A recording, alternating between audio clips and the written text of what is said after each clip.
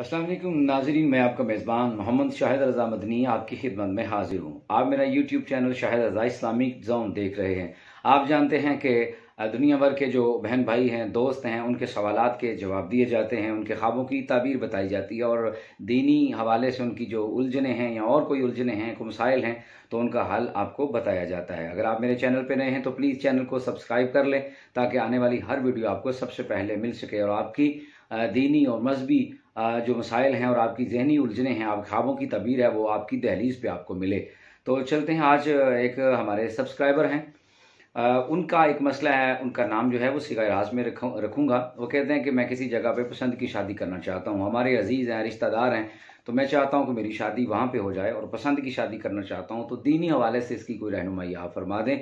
तो देखिए भाईजान, अगर आप चाहते हैं कि वहाँ पे मेरी शादी और आपको ये पसंद है, तो आप ऐसा करें, सूरह ताहा इसकी आयत नंबर आप 131 और 132 ये आप सादा कागज़ पे लिखकर अपने दाएं बाजू पे बांधें और इसके साथ 5 वक्त की नमाज़ों का एहतमाम करें और अल्लाह ताला से खुसूसियत के साथ दुआओं का एहतमाम करें, खुशी और खुजू के साथ जो है वो दुआओं का एहतमाम करें। और इसके बाद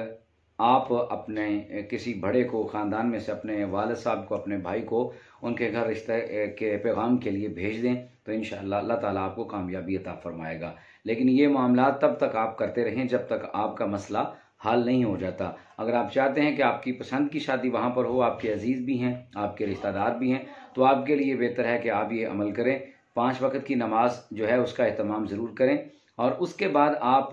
ये जो दुआओं में जो कि अल्लाह ताला ने ताकत रखी है, वो तकदीरें बदल देती है, तो आप दुआओं को खसूसियत के साथ अल्लाह की बारगाह में दुआएं अपनी रखें, अपनी आरजुएं, अपनी तमन्नाएं, अपनी मनाजात जो है वो अल्लाह ताला की बारगाह में रखें और उससे दुआ करें। चूँकि जो दुआ है ये मोमिन का हथियार है